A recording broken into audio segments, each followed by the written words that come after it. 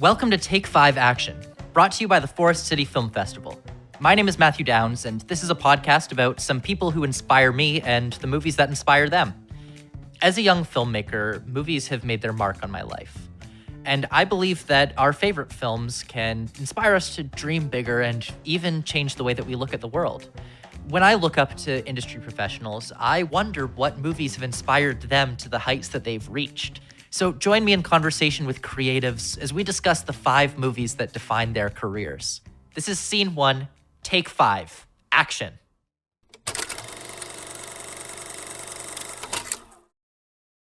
I want to welcome today's guest, Sheila McCarthy, to the show. Sheila is a legend of Canadian film and TV.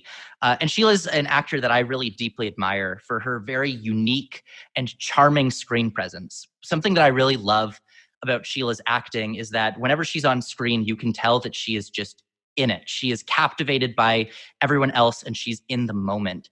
And I highly recommend, if you haven't seen it, our viewers at home, watch I've Heard the Mermaids Singing. It's one of the greatest Canadian films ever.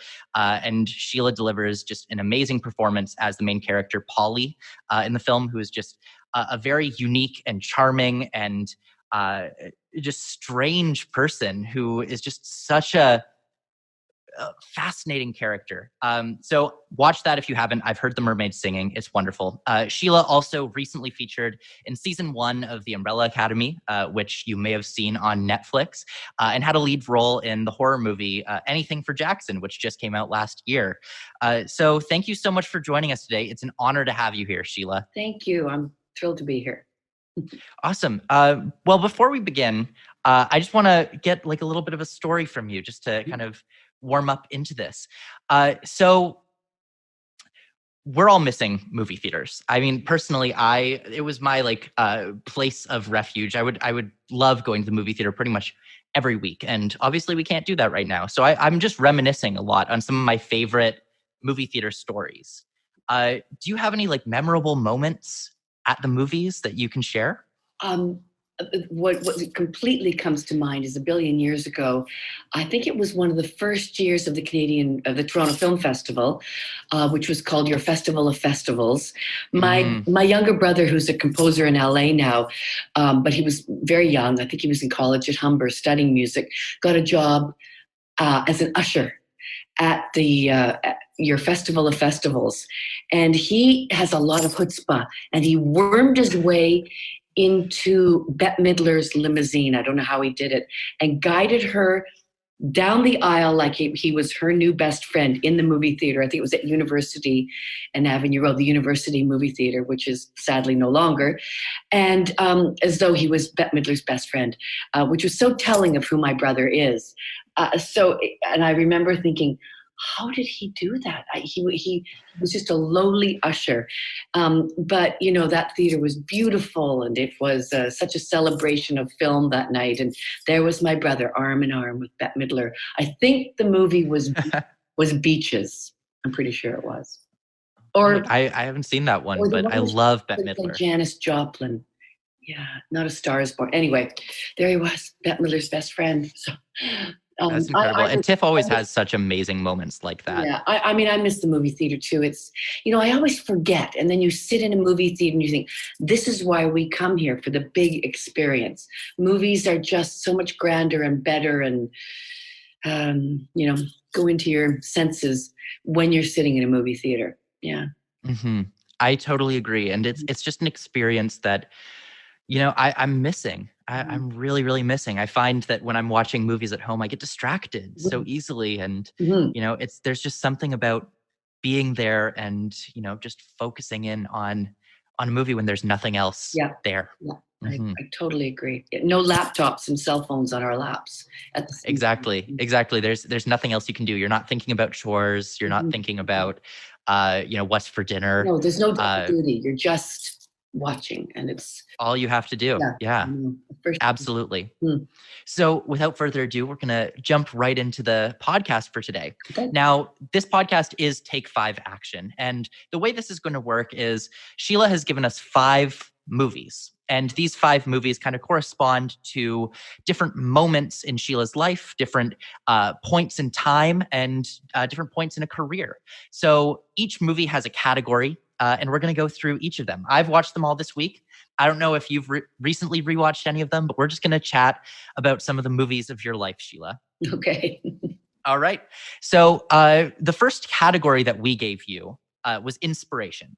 And the movie you gave us, I was really actually thrilled to watch because I'd never heard of the film before.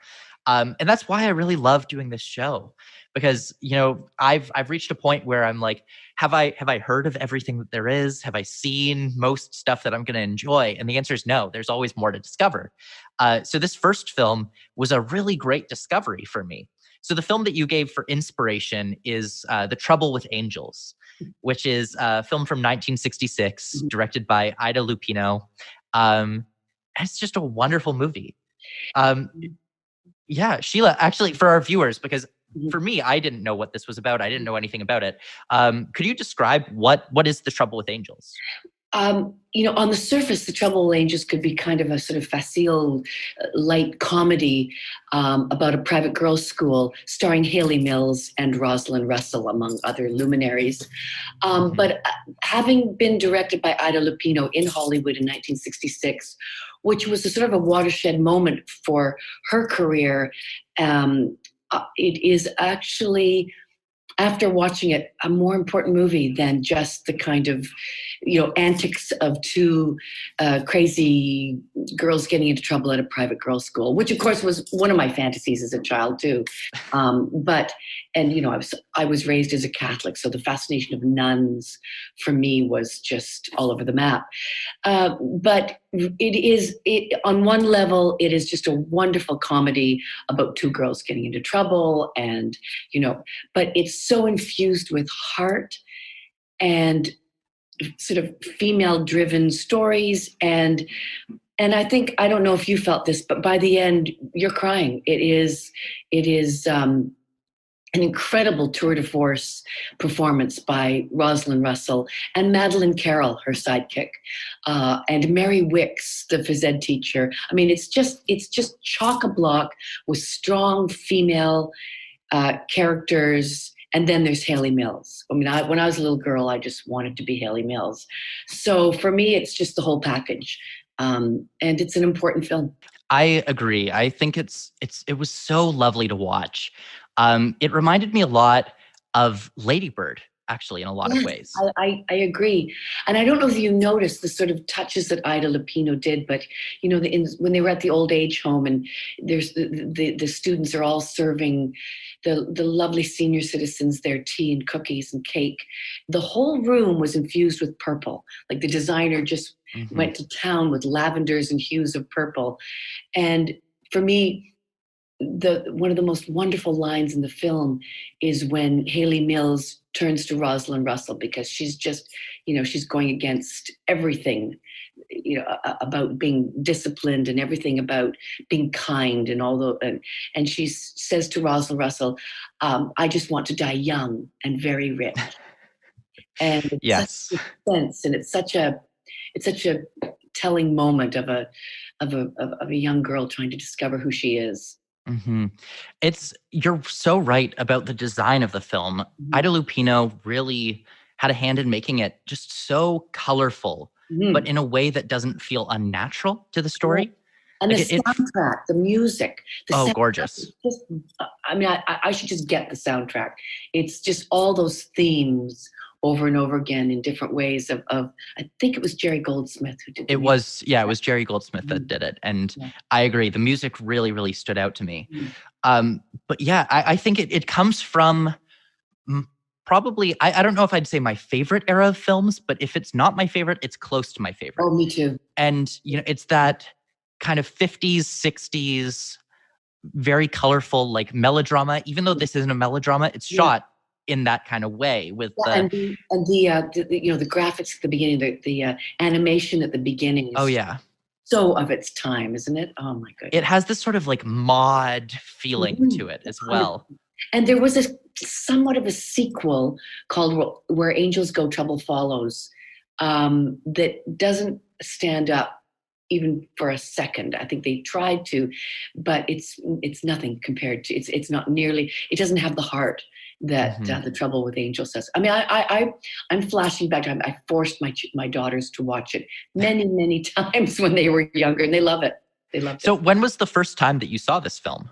Oh, so in 1966, I was 10 years old. I would have gone to the movie theaters and seen it on the big screen. And it's just stuck with you since then? Mm-hmm. And honestly, Hayley Mills was such an idol for young girls at the time. Her career, it was an incredible career. And we must never underrate her, her acting. She's a great actress. And she was a Disney star, if I'm not mistaken. So really this film would be the same as the sort of birth of the star of like Zendaya at the moment. Absolutely. I mean, you think of The Parent Trap, and you think of all of the films that she did. And even before that in England, there's an incredible film, which I'll think of the name of, that she did with her father and Oliver Reed. That was just, there was the birth of an actress. Yeah, great film. I'll think of it. Yeah. And The Trouble with Angels is just so much fun. And I saw someone mention as well, and I thought this was kind of interesting, that they noticed that The Trouble with Angels comes very close to passing a reverse Bechdel test. Ooh. Where the characters in this movie, there's maybe one or two male characters in it. Very few of them have names. They're just like the bus driver, or like, they just show up. And the women in this movie, I think only one time in the entire film talk about men. That's so great. And that's wow, what a great observation. And I read this somewhere, and I was like, oh, that's very interesting. Yeah. I wish I had that observation, but it's very interesting. That is so, it's telling of Ida Lupino's career in Hollywood at the time, and the fact that I bet that was a tough sell, even in 1966. And the fact that it was sort of couched as probably like a, not a children's film, but, adolescent film, that she was given the green light to do it, Absolutely. And Ida Lupino's career, for anyone that doesn't know, she was probably the first like mainstream accepted Hollywood director who was a woman. That's right. There were women who directed films before her, but she was the first one that kind of got the money to make them in the mainstream. Yeah. She was A-list Hollywood star. And even moving from actor into directing, you can imagine what a battle that might have been for her. She must have been some tough. Oh, and you can tell it was a battle because she only ended up directing 5 or 6 films total. Yeah. Across the span of 30 plus years. You've had your quota. You're done. Yeah. And I believe The Trouble with Angels was her last film. So that's the tragic end to that story, right? Is that, and she kept acting afterwards, but she didn't make another film. And this film's just so wonderful, and it's just upsetting. Why couldn't you make more? I think we know the answer to that, but. And the film takes you by surprise because it does go to darker and deeper places than you think it's going to. Yes. Dealing with Hayley Mills' father and this sort of abuse, we would sort of an overused term right now, but her upbringing is pretty awful and neglectful, really. There you go. That's a good word. But it's just it's a film with such a heart about female friendship, and I think it's one that really. The actress who played Rachel, just it's the odd couple. It's Mutt and Jeff. It's every great, Spencer Tracy and Katharine Hepburn pairing. A great film has a buddy story, and the buddy story in The Trouble with Angels is just it is every girl friendship that I ever wanted to have. It's just, and the other. Oh my God. I so love the moment at the beginning of the film when they're on the train and they decide that their names, they're not going to tell the nuns their real names. And she's like, my name, I'm Kim Novak. Actually, I'm not, but that's a better name than I'll ever have. So why not be Kim Novak and Fleur de Lis? Fleur de Lis. flirtily, and just that, and the dulcet tones of Rosalind Russell right up the top. Fleur de lis, Marvel. Oh no, it's just fun. And then the character of Marvel Ann, who's just the sort of comic, loser girl who's just some distant cousin of Hilly Mills, who is the bane of their existence. Yeah. Oh, it's just, and is just always getting them in trouble. Like yeah. It's a beautiful film, and I can't recommend it highly enough. And I really want to thank you for sharing this one with me. Honestly, it totally whet my appetite in terms of inspiration. If we go back to that, to be in a movie like that, I probably didn't have those thoughts, but the world of it immersed me so entirely that it was like, oh, to make a movie like that. Wow. Mm-hmm. So from there, that was kind of the first film that you recall inspiring you to be interested in film and be interested in acting. Like you were saying, it kind of made you think, oh, to be in a movie like that. Mm-hmm. So the next category that we gave you is exploration. And this is a film that kind of exemplifies after that initial moment of inspiration. This is a film that came to you and expanded your mind even more and inspired you in a new way to continue your trajectory into acting. And the film you gave here was The Sterile Cuckoo, mm-hmm. which is a 1969 film directed by Alan Pakula, mm-hmm. Starring Liza Minnelli. Which, before we get into the film, you told me before, Liza Minnelli is a dear friend of yours. Yes. Well, we did a movie together many years ago called Stepping Out, based on a tap dance class that was shot in Toronto. And Liza and I, we became great friends during the filming of that. She actually was responsible for getting me to meet the director, Lewis Gilbert, who came over from England, and he had cast Mary Steenburgen in the role of Andy that I ultimately ended up playing. And I was tied to a pilot in LA of Still Magnolias. So there were two big major problems. But Liza loved I've Heard the Mermaids Singing, which is a movie I did. And she had seen it. And I think she identified with I've Heard the Mermaids Singing because it's a, sort of quirky underdog Walter Mitty girl. And The Sterile Cuckoo is very much in the ilk of I've Heard the Mermaids Singing. They, small independent film about, around one girl. And so she loved mermaids, and she made it her mission in life, as only Liza Minnelli could do, to get me cast in the part. So it happened. And that's that incredible. Was dreamy. Yeah, well, and we were instant friends, and she and I had seen, this was 1990, Stepping Out, but I had seen The Sterile Cuckoo when I was a teenager, and again, it's a film that stuck to me. This is long before I was, had done mermaids, but it was probably one of the first adult films that I saw that was female driven. It's an incredibly sad film, wouldn't you say? I mean, I would. It made me think a lot of The Graduate. So this is another film I hadn't seen before, and I'd heard of it, but it hadn't stuck with me. Mm-hmm. But I had heard of it because I'm a big fan of Liza Minnelli. Cabaret is one of my favorite movies, and I just love her work. Mm-hmm. So I had heard of this briefly before, but I had never seen it. So the film, for anyone else like me who hadn't seen it or hasn't seen it, The Sterile Cuckoo is about two college freshmen, and they meet at a bus station. And Liza Minnelli plays this girl named Pookie, who is sort of a social outcast. She's a bit of a strange girl. She doesn't like people that much, but for some reason, she really takes a shine to this boy that she meets at a bus station. She becomes obsessed with him, and starts driving to his college campus on the weekends to spend time with him. And it's really this sad story about this girl who's a bit of a weirdo, a bit of an oddball, a bit of a social outcast, who desperately wants to be accepted. Mm-hmm.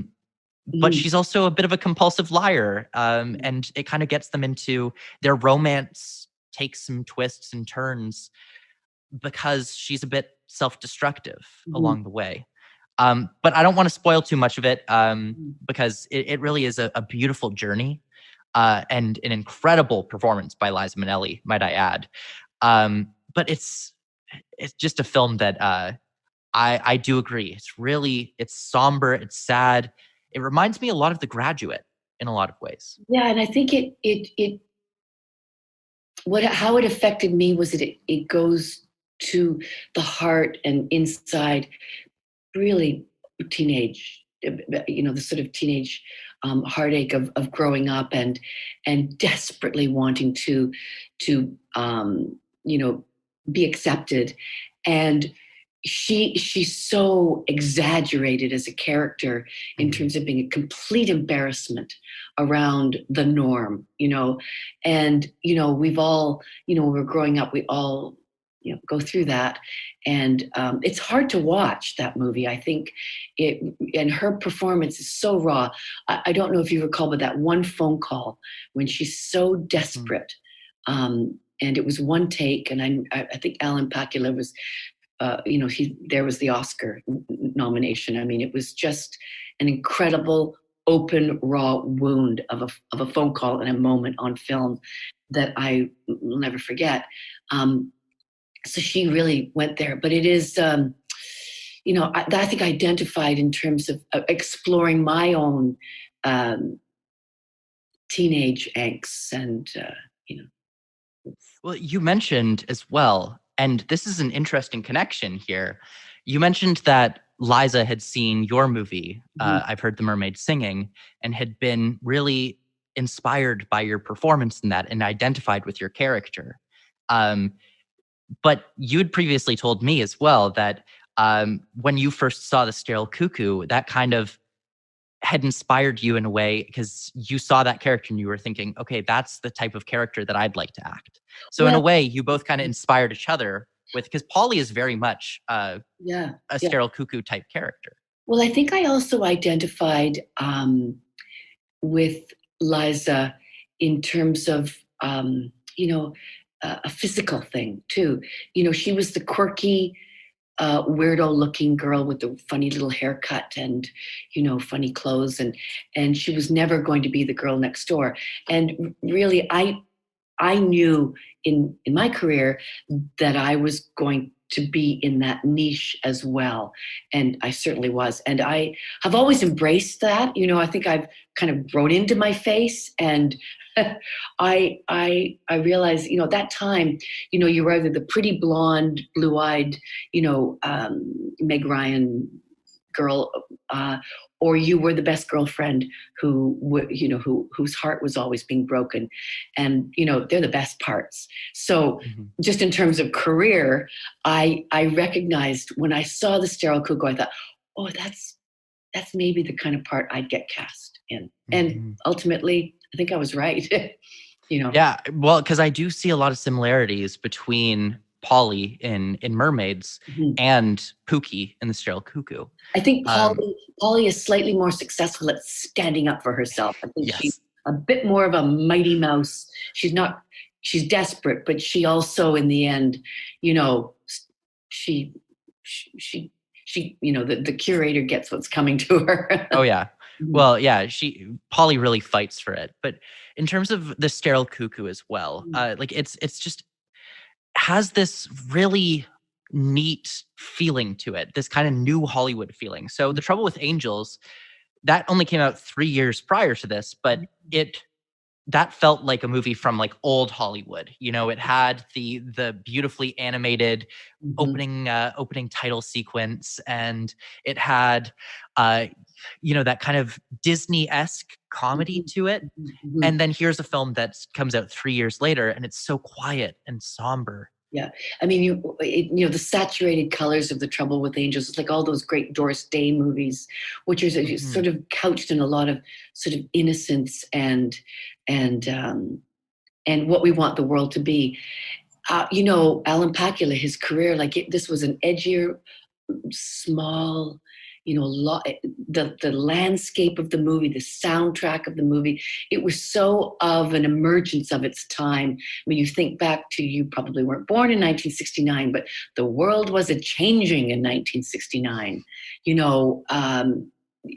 Boy, everything, that the political landscape, the university campuses, the Vietnam War, all of that was fueling what movies were becoming. And I think the Sterile Cuckoo, it was a small piece of that. Mm-hmm.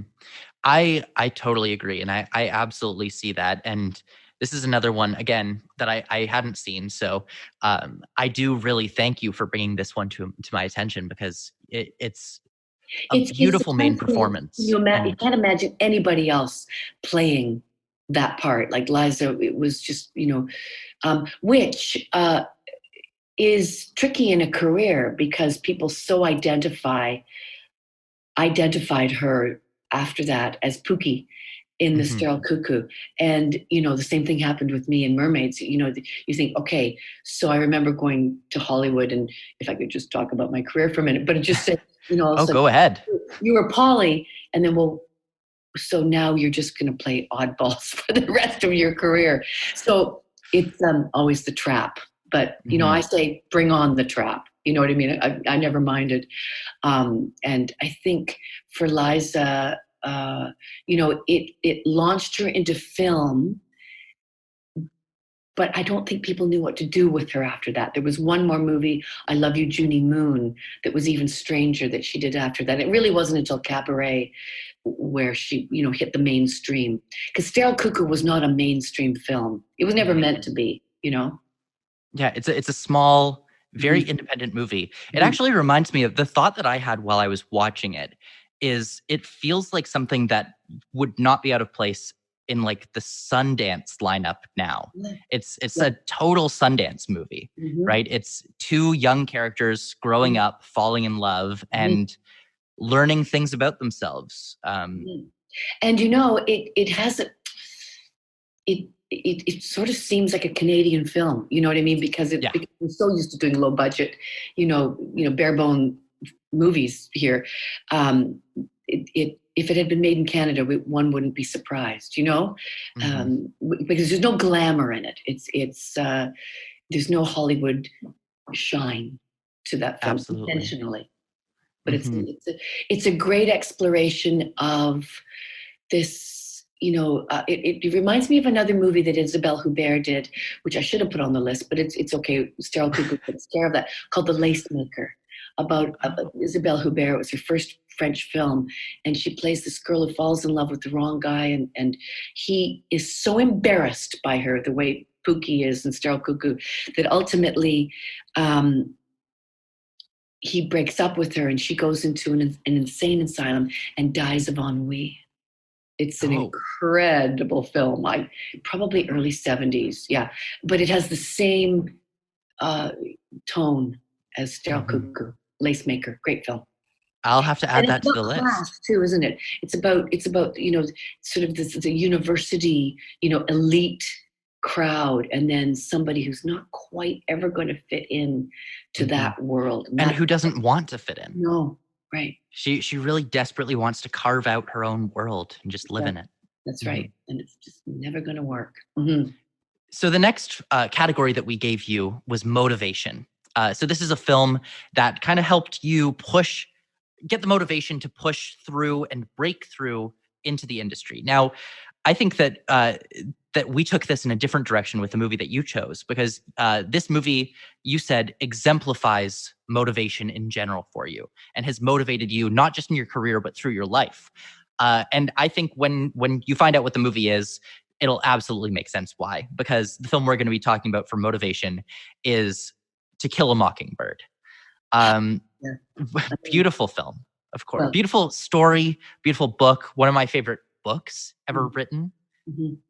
It is. I wanted to bring it up because everybody needs to see this movie, and it needs to be always talked about. It is, I know in some schools the book has been banned, and it's just, anathema to me. But the movie is I mean, just stop right there. To Kill a Mockingbird. It's the perfect film. It's beautiful. And I assume most of our viewers would be at least slightly familiar with To Kill a Mockingbird. But in case anyone's not, the story revolves around two young children, Jem and Scout, and they live in the Deep South in kind of the Depression era United States. And their father is a lawyer named Atticus Finch. And Atticus takes on a case for a man named Tom Robertson. And Tom Robertson is a Black man who has been accused of a heinous crime.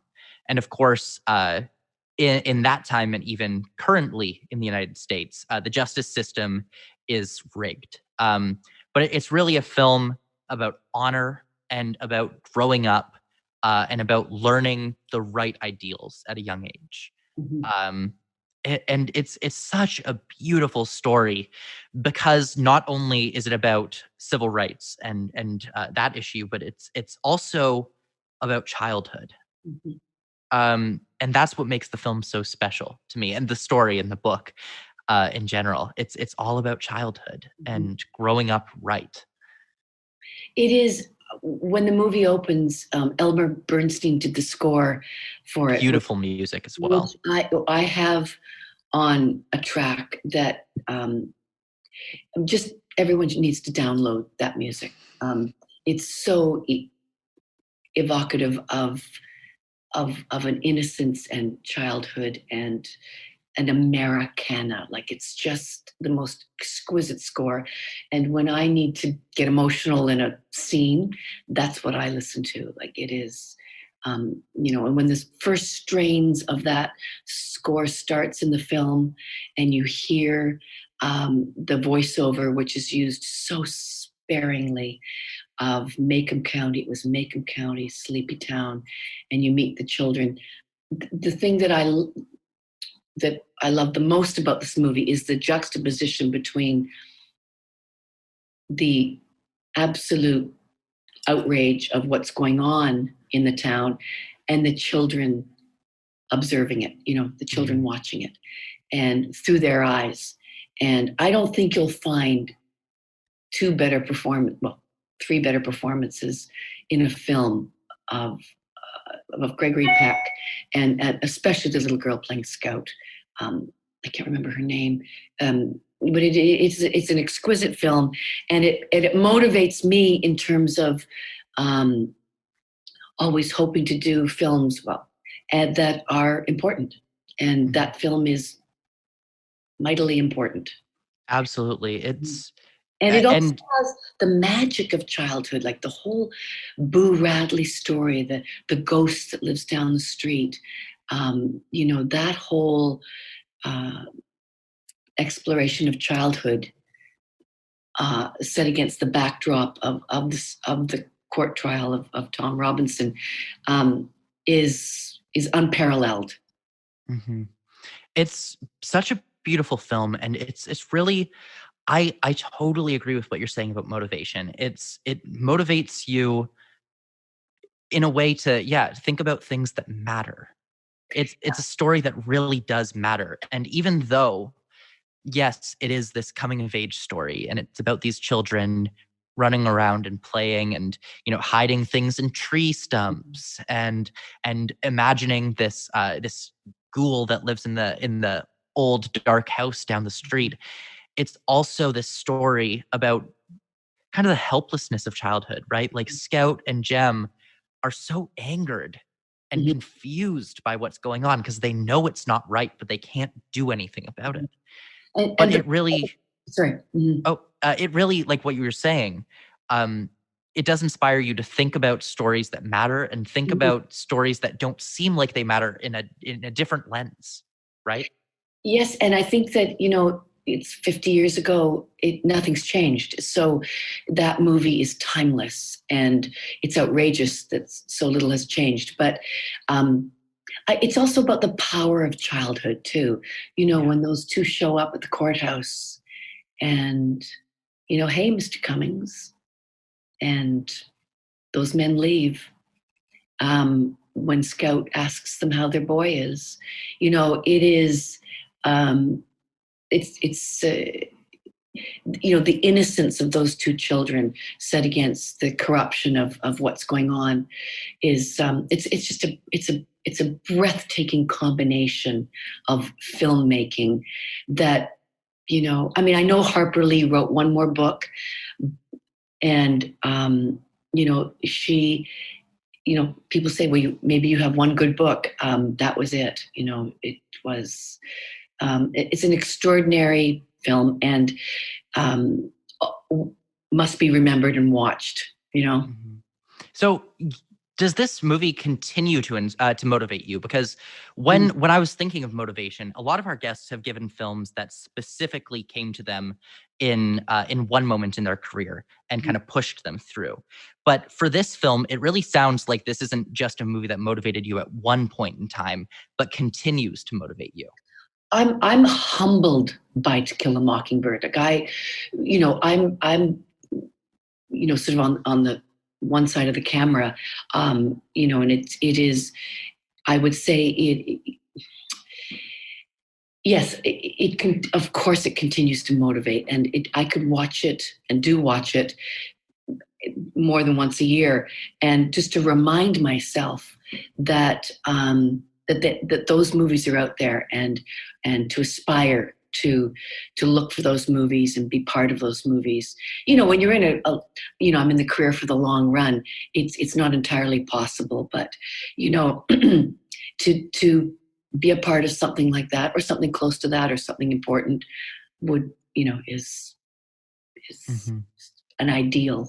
Right. Yeah. And the thing that I love so much about To Kill a Mockingbird is it really does, like you said, that childhood magic, that power of childhood really does give a unique take on what this story is, right? It's not just a story about growing up. It's a story about growing up in a world that isn't fair. Mm-hmm. But Mm-hmm. kind of keeping that innocence and keeping that positive outlook on life. And what you said, that it's crazy that we're almost 60 years from then and nothing's changed. The thing that I find so interesting is that was a story set in the past at the time. It was made in 1963 and it was set in the Depression. And I'm absolutely certain that when that movie first came out, when that book first came out, people would have read it and said, I can't believe that nothing has changed. This is set in the past. How is this still happening? Right. And we're almost 100 years from when To Kill a Mockingbird is set. And still we're looking at it and saying, this is relevant. How has nothing changed? And I think we have to be careful to not sit on our high horses and judge, and also just reflect on, that film, not to just to inform our lives and try to do better. You know what I mean? To be educated by a film like that, and not just wallow in, oh, that's terrible. You know what I mean? Like to also then take that into your life, as it were, and try and be a better person. Like, I mean, that sounds really corny, but to watch a movie like that and just go, it's not them, it's us. We are all dealing with our own educations right now, in terms of, are we racist? Do we need to, like, the world has changed so much, and we're all part of it, and we all need to be very, very aware. And I think by watching a movie like To Kill a Mockingbird, it reminds us that none of us are immune from that, I absolutely agree. And Atticus Finch is a character that I know personally motivates me as well. Just to think about what you're doing, be a better person, and do what's right. Because what's right isn't always easy. And that's really what the film is about to me. So this is an excellent motivation pick, because it really speaks to something that we can continue to draw motivation from. I just on a lighter note, I was at a reception in New York once with Liza, name dropping, and Gregory Peck was standing in front of me at the bar, And I put my hand on his back. He never knew. And I looked at my husband and I said, I'm touching Atticus Finch. Oh my God. I didn't meet him. I was too shy. But he was a giant. Like, he really was. And you look at the casting of that film, nobody else could have played those parts. Those children, honestly, there should be an Oscar for casting, because it is incredible, Mm-hmm. Um, Yeah, those roles are absolutely perfect. And absolutely. Atticus just has the thing that's so good about Gregory Peck. It's not just a great performance, it is great casting because he feels like a father figure. Always. And it's the stature of, he's towering. He has this booming voice Mhm. that, as you grow older, when you're a kid, everything seems so big. And if you return to a place that you remember as a child, it's always smaller than you remember it being.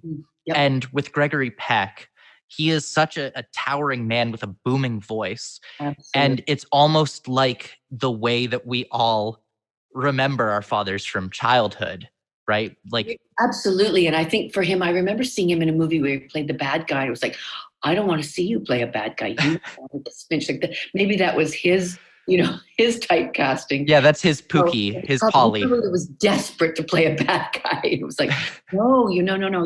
It's like Fred McMurray in My Three Sons. Like, you are the dad. You are the voice of reason and justice and humanity. And it probably drove him crazy as an actor. But no, it's just amazingly simple. Just from an actor's standpoint too. Like, it was so beautifully directed and so.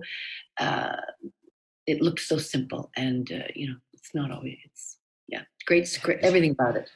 Oh yeah, it also is sort of the tail end of the Hollywood golden age, right? We've been talking about the Sterile Cuckoo, which is like an entirely new type of film that only came out 6 years later, and also To Kill a Mockingbird was produced by Alan Pakula, who then directed the Sterile Cuckoo. But looking at the film, one thing I realized is that it really does feel like those classic 40s or 50s movies, just in the scene structure. Like, the first scene of the movie, I think the first scene, if you made that now, that would be 12 different scenes. Yeah. Right? You start with Scout and Jem, and they're in the tree, and then Dill shows up, and they're running around, and suddenly they're at Boo Radley's place, and it's just one continuous scene that it's theatrical in a way. I was just going to say that and there is a play of To Kill a Mockingbird that the Stratford Festival done. It doesn't quite work, but it's like the village. It's a village drama, and it is theatrical. You're absolutely right. The long scenes without any cuts. The dinner table scenes when, the pouring the maple syrup on his meat. Like, nobody's in a close-up. It's all you can see the proscenium arch of the theater. Absolutely. When you watch this. And To Kill a Mockingbird has always been theatrical. And there was just recently, Aaron Sorkin wrote a new version of To Kill a Mockingbird for the stage. Oh yeah. I haven't seen it, but I've heard it's very good. On stage is allowed, but that movie must never be remade. I will boycott it. Well, I wonder who would be the Atticus Finch of today if it were to be made into a movie. I say that, but as an actor, when things are remade and people get to play a part again, I thought, well, on stage, there's been a million Lears and Hamlets and Macbeths, so maybe another actor deserves the chance to play Atticus Finch because there's no greater role. However, I don't ever want to see it. I wouldn't. Yeah, you wouldn't go, but it would be a good thing to have someone take that role and sort of give it a new polish. But on stage, you wouldn't want to watch. No. Well, that's very fair. We're going to move on to the next film as well. So this category that we gave you was desperation.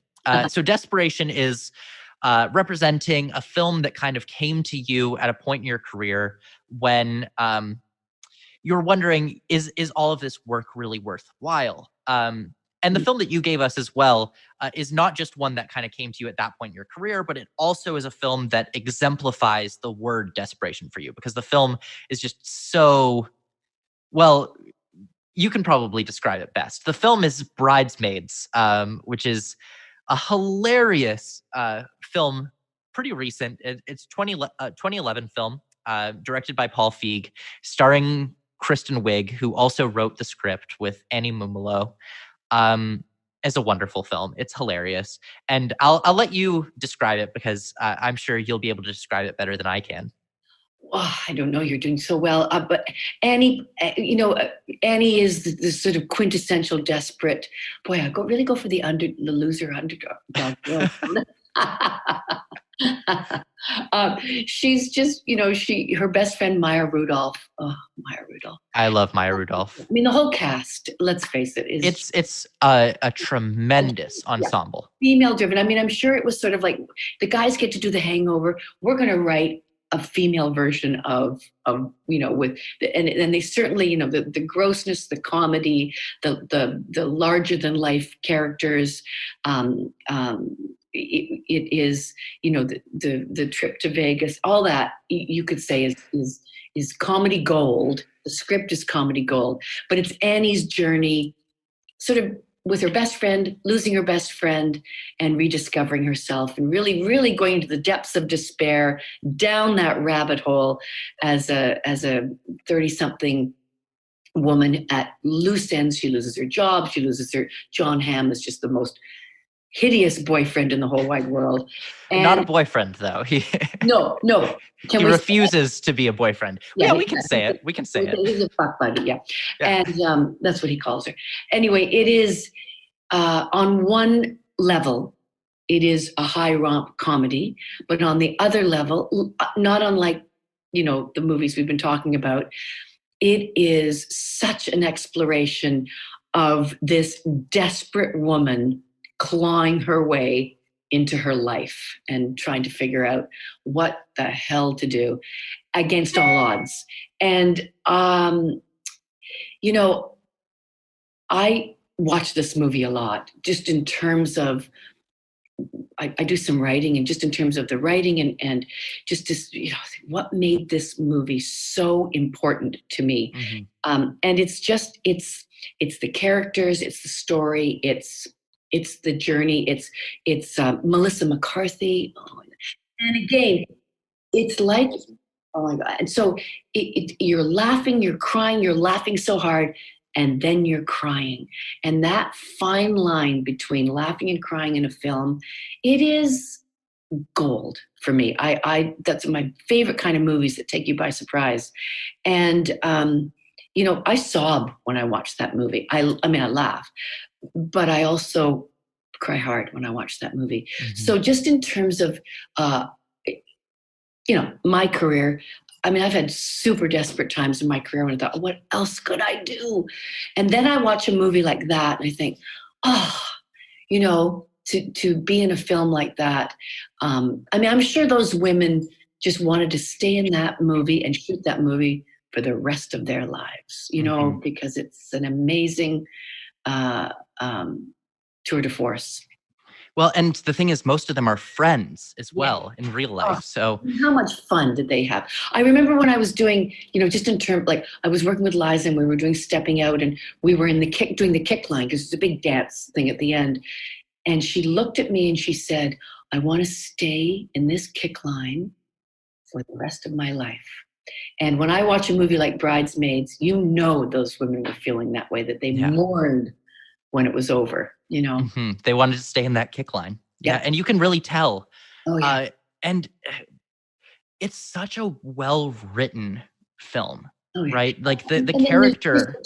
Chris O'Dowd, the quintessential person that everybody wants. I beg people to watch that movie and don't underrate it. Like it is much more than just a slapstick comedy, mm-hmm. which it is as well. And it's the first time I can recall. I first really got interested in movies in 2010. So Bridesmaids came out very early into when I was really interested in film. But I've always been a bit of an Oscars nerd. I'm an awards season geek. And at that point, I remember I liked the film when I first saw it, but I remember being mystified as to, like, I think I was very young. And I was like, oh, Bridesmaids got a screenplay nomination at the Oscars. And going back and watching it again, I'm blown away, and I absolutely understand why this film received that, because it's not just a studio comedy. It's not The Hangover. It's not The 40-Year-Old Virgin. It's this very deep story about a woman at the lowest point of her life, and as she keeps thinking that she hits the bottom, she just keeps going lower and discovering all new bottoms below. For sure. And, I understand that Oscar snobbery, which it is. And I think it is. Absolutely. We underestimate comedy, and it's often such the poor cousin at the Oscars. And, to write a script like that and to get to the absolute truisms of what women actually say to each other when nobody else is listening. And, it is, that film totally captures that. And I was so happy that was recognized at the Oscars, because it's so rare. And I think that when that happened, people did take a closer look at comedy and go, because, they are often ignored, the best comedies at the Oscars. I agree. And it's also amazing to see in terms of performances, because Melissa McCarthy was also nominated at the Oscars. It was nominated for screenplay and for Melissa McCarthy in supporting actress. Right. And Melissa McCarthy is someone, and this really extends to any actor in comedy. I think any good comedy actor is a genius, because they have to be able to commit 100% to every single moment that they're in, to every single idea, and to just be able to run with something that in most situations would be completely ridiculous. And Melissa McCarthy in this movie isn't, I wouldn't say she's my favorite character. No. But she just gives everything every time she's on screen. And it is, she has her own world of loserdom, and being the underdog, and being, sort of the plain Jane girl. She has her own journey in the film that breaks your heart. And when she calls Annie on it, when she calls Kristen Wiig on it, that scene is, it breaks my heart. It breaks my heart in the movie, because she opens up and it's just, it's so important. And again, if it ain't on the page, it ain't on the stage. The script, again, played to the strengths of allowing every woman in that movie to have their own complete story. Nobody is token. Like, everybody really has, and Melissa McCarthy just rises to the occasion, but it's the script as well. And I quickly want to go back to we were talking about that Oscar snobbery and the thing about how they don't really reward or take seriously comedy, which is why I'm so happy right now to see Borat 2 and Maria Bakalova in there. No kidding. Wow. And Maria Bakalova is, I think that's a performance that reminds me a lot of Bridesmaids, and that I think Bridesmaids kind of sparked something that carried forward. That when you have someone who's really delivering comedy with heart and with emotion. And she transcends acting. Like, you cannot believe that this is not who she is. Like, it's just, so incredible. I remember when Whoopi Goldberg won the Oscar for Best Supporting Actress for Ghost. Yeah. And everybody was so surprised. Watch that performance again. Incredible. It's an incredible performance. Yeah. And comedy is so difficult. And in Bridesmaids, again, the ensemble, every single woman, like you said, they each get their own individual moment to shine and to show what they can offer. Absolutely. Because it's not just the Kristen Wiig movie. It's Maya Rudolph. It's Ellie Kemper. It's Yeah. Melissa McCarthy. It's Rose Byrne. Oh. Rose All of them Byrne get their apparently moment. was so uncomfortable because she was, sort of with the comedy queens of the universe. Yeah.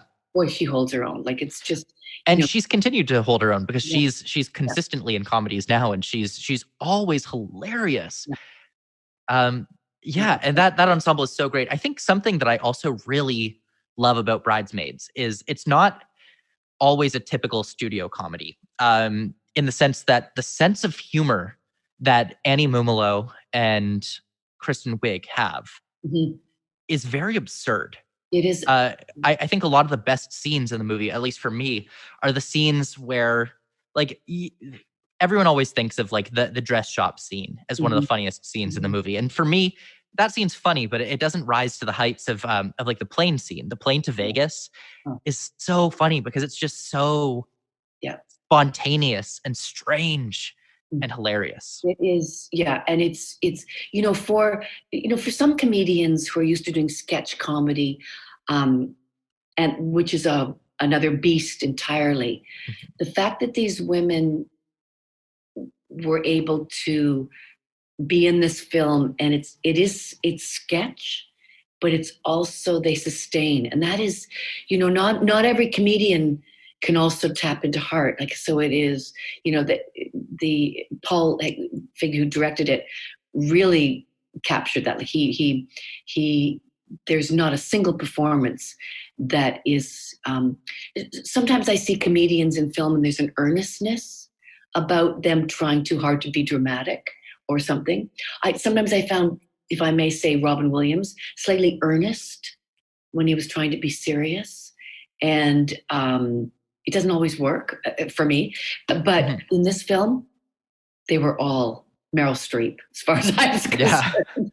Yeah. And that's the question. Could Meryl Streep do what they're doing? And I don't know. I don't right? know. I don't know. I mean, again, it's just a script to me is so important. Like, a good script is 90% of it, Absolutely. Don't get in the script's way. I have in the past taught comedy classes at Humber, and even a student in class who says, "I'm not funny, I can't do it." We do the airplane scene, or we do the shower scene, and they are funny because the script is just ironclad brilliant. It doesn't matter if you can't act; it works.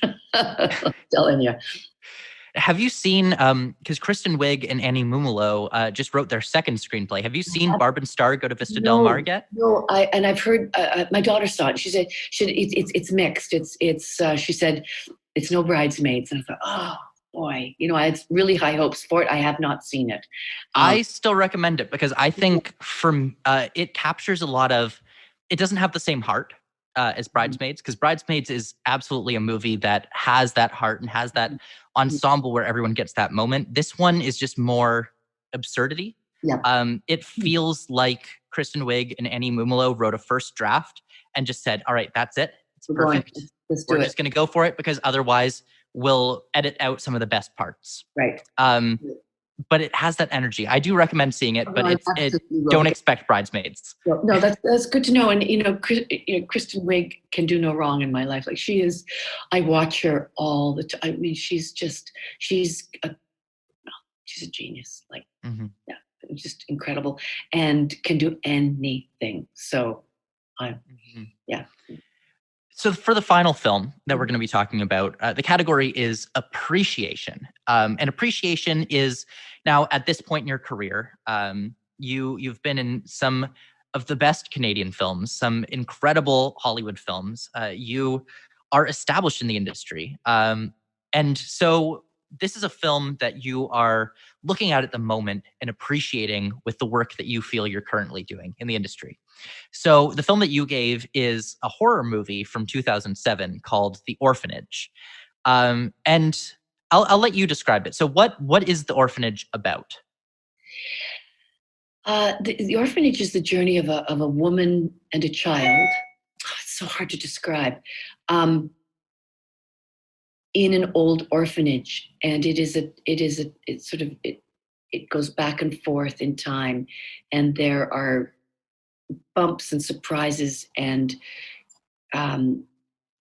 it is the story of a mother and son, really, finding love and being together, and the horror of losing all of that, and the inadvertent, strange world of the orphanage, and the accident that happens that creates this arena of loss and horror and deep love for a child, and it's about losing everything, and why. I mean, it's a surprise. When I saw it, I was just expecting an out and out horror movie. But I read about it. I thought, this sounds like it's a special, an important film, and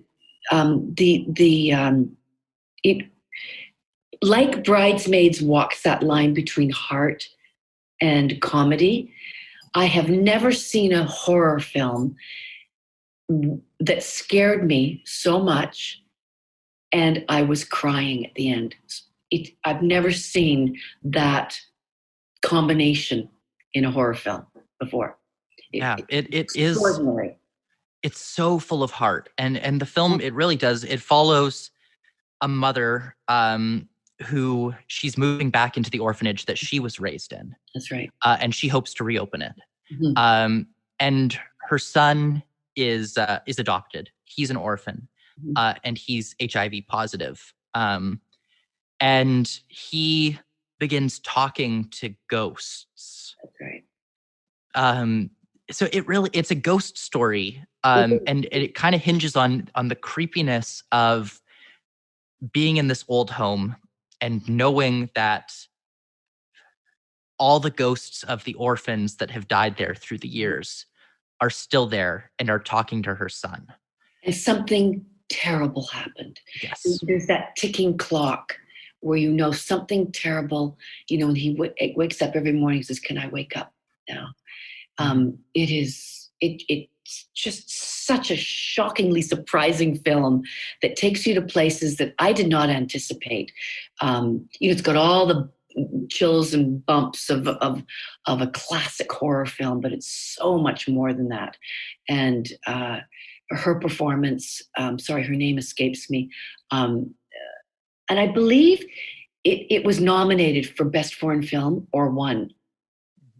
I did some research on that. It was unfortunately not nominated, but it really should have been. It was nominated for the BAFTA, I believe. Okay, so I knew it had some sort of moment. But again, for people who love horror films, they will love all of that, because it's it's funny, this whole interview we're doing, we've been talking a lot about children, and and through the eyes of children, and nothing's, if you in the horror genre, nothing is scarier than seeing a horror movie through the eyes of a child, because it's the innocence and the it's a pretty scary realm, and it also tackles how creepy kids can be, because the ghosts are, of course, the ghosts of mischievous children.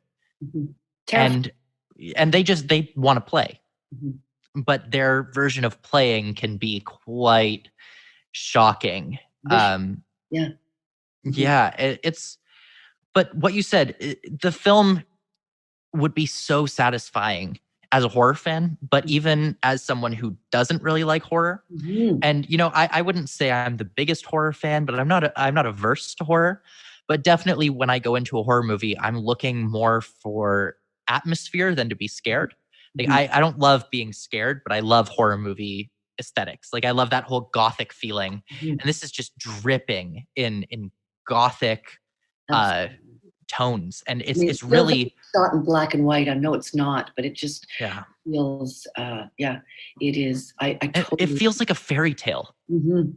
A lot of ways. A Grimm's fairy tale. A very it's a grim fairy tale. Yeah. It's like a fairy tale that it's not sanitized No. at all. It's just dark and sad. No sentiment in it at all. It's spare, and every frame of that movie is is dark and chilling and moving at the same time. There's just this beating heart all the way through it. You're filled with dread when you're watching this movie, which is, to me, the ultimate success of a horror film. And I've been doing, I don't know why, a couple of horror films lately, and first of all, they're a blast to do, but the one that I did last year, called Anything for Jackson, came a little bit close to The Orphanage. Not quite as successful, but again, it's about a child, and when you watch it, you think it's pretty scary. Well, and it's I think that the similarity there is, I haven't seen Anything for Jackson yet, but I'm looking forward to it. But my understanding is that film is about two grandparents who do they resurrect their grandson? Well, they've lost their daughter and grandson in a car accident. And so their beating heart, their loss, their grief manifests in a horrific way, where they try to recreate their grandson from an unborn child, and to kidnapping a pregnant woman. And it's horrific. But the beating heart of that movie, not unlike The Orphanage, is it's about loss, and it's about grieving death, and trying to find it again, being so desperate to get their grandson back that they'll do anything. And The Orphanage is a little bit different, because it unravels in a totally different way. But the feeling of doom and death and all those.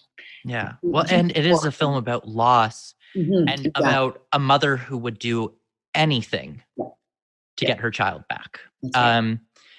And the fear of that mother in the Orly, the fear of what is happening to her son, and where is he going, and her lack of control in the movie. You're just on pins and needles watching it, wondering what will happen.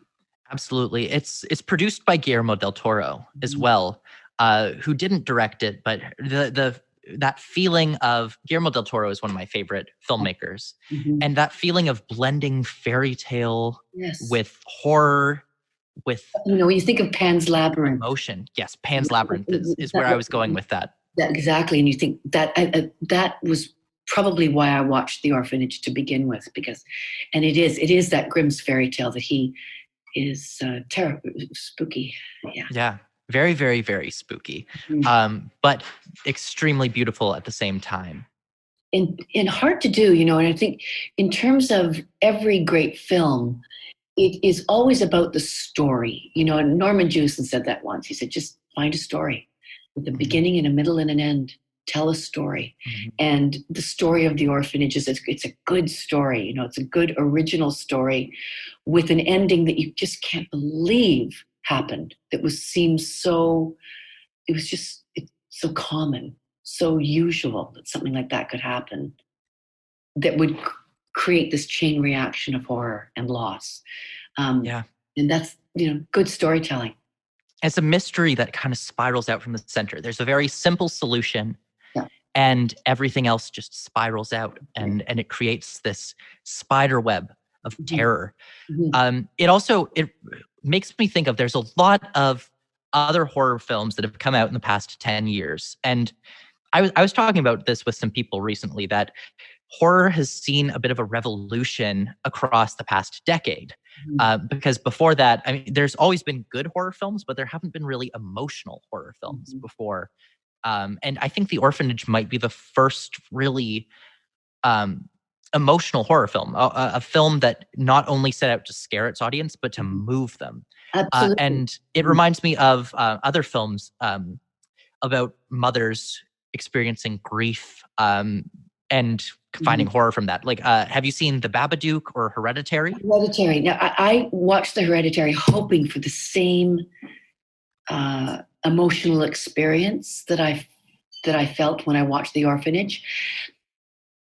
To me, it jumped a shark. Like to me, it just halfway through the movie, I went, I don't know. It's like the writers changed. It was just, it got too, the graphicness of it, for me, the emotion, because I love that, emotional horror films. It's the perfect title. The emotion got lost. The loss of what happens in that movie got mired in horror. And I lost that thread. I wasn't moved anymore. I was just kind of grossed out. That's fair. But have you seen The Babadook, though? No. Oh, okay. I'm going to recommend this one. It's an Australian film. Yeah. It's an Australian film Yes. About a mother and her child who has a lot of issues. And this child, he's a troublemaker, and she just constantly finds herself screaming, like, why can't you be normal? At this child. And she's suffering from a lot of mental illness of her own at the same time.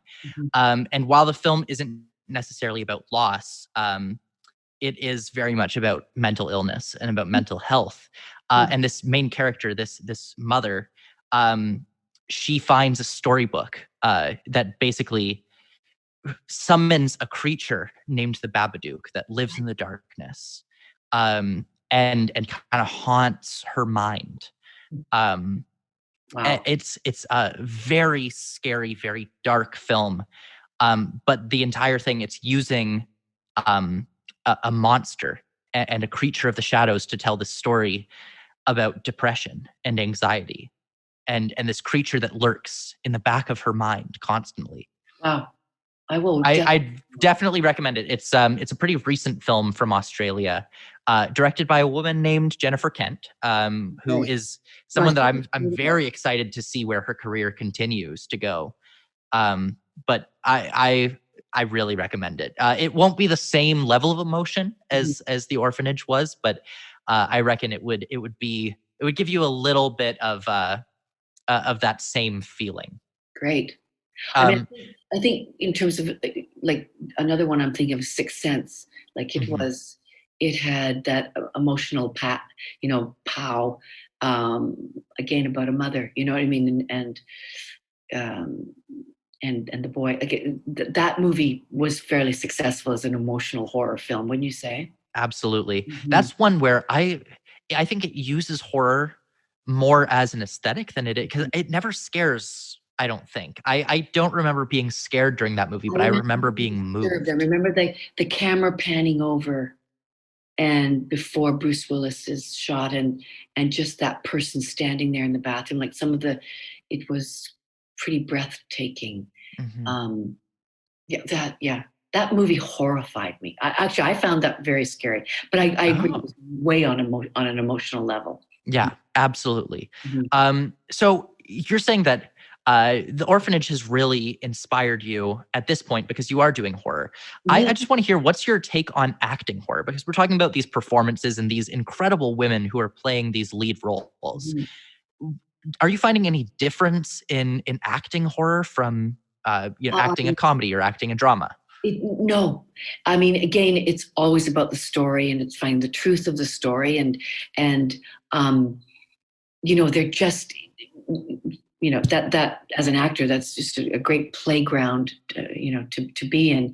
I would, it is, the challenges are to find those levels of playing horror and playing terrified and being, scared out of your mind with a grounded reality. And it's trusting your director and trusting your fellow actors that you're not going to go too far. But again, it's just playing the scenes. It's just playing the story, playing the conflicts, playing the moments. I mean, there's, a lot of big things where you have to stand and scream, which I must say, it's just fun.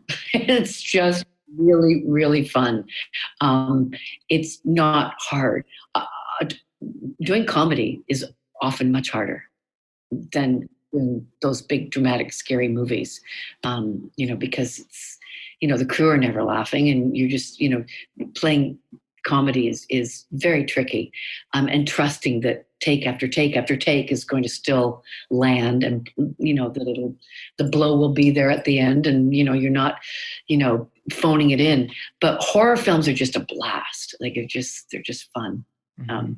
I think they're both similar in a lot of ways too. Now that you mentioned that the crew's not laughing when you're doing a comedy, No. but at the same time, the crew's not scared when you're doing a horror movie. You're too busy, and you're at the mercy of all special effects and blood, and it's like being in an operating room when you're doing a horror movie. It's very technical, usually. So it's the horror is just it's for the audience down the road. You're never. It's very mathematical when you're shooting a horror film, and it's all subjective, because just like how in a comedy, different audiences might find different things funny. In a horror movie, the same thing can be said. It's very subjective. Someone might find something terrifying while someone else is not shaken by it. Yeah. But I think that's, like, hearing what you're saying about it, both comedy and horror seem like just playgrounds to act in. Absolutely. It's so much fun. And there's a dexterity to doing comedy. There's a, this sort of, that you need to be ready to jump in and do. And, the whole world of movie making is so different than what you see on the screen. It is, it's like you're in the trenches. You're at war, and it's 4:00 in the morning. You're tired. You really just want to go home, go to sleep. What? It's funny when just talking about that world. When I've heard the Mermaids singing a billion years ago. I had never really done a movie, and I'm a theater person. Like, I'd come from theater and musicals, and I couldn't believe the hours and the late nights, and I just was so tired. I just wanted to go home. And it's so funny now when I think back on that, the glamour and what you see, it's a lot of hurry up and wait, let me tell you. Mm-hmm. And I'm assuming you're always on the lookout for a horror movie to do that's like The Orphanage, that has that absolutely emotional core to it. Yeah, I love that. Well, any project, but in terms of horror, when I saw that movie, it just struck me. I thought, I've never seen anything like this. That I have been on the edge of my seat for 2 hours, and I'm crying. Mm-hmm. Wow, that is amazing. And I wish more horror movies were concerned with that element, because I think they're better films, they're better stories. Yeah. And similar to comedy, with Bridesmaids we were talking about, it's so beautiful because it's infused with heart. Well, I guess that's ultimately what I find, some of my favorite films are, that they're one thing, and then they surprise you with another, and that is the heart. And I think all of these films have that. Mm-hmm. The Trouble with Angels is it's a comedy set at a girls' school about kids pranking nuns, but it's also this beautiful film that has so much heart underneath it. The Sterile Cuckoo is about two freshmen in university growing up, and this oddball girl who doesn't really fit in, but it's about two kids learning to accept themselves even if society won't. To Kill a Mockingbird, it's not just about a trial. It's not just a courtroom drama. It's about these two kids and their father. All of these movies have this deep heart underneath them, and I think that that might be that's what connects all of these in my mind. They're all one thing and another. That would be it connects them. Yeah.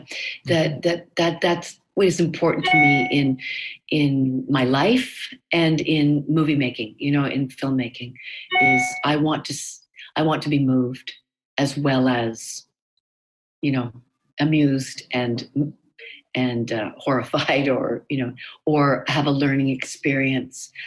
I want to fall in love with the characters and come away from the movie theater and be them. I want to be Pookie. I want to be Scout. I want to be Annie.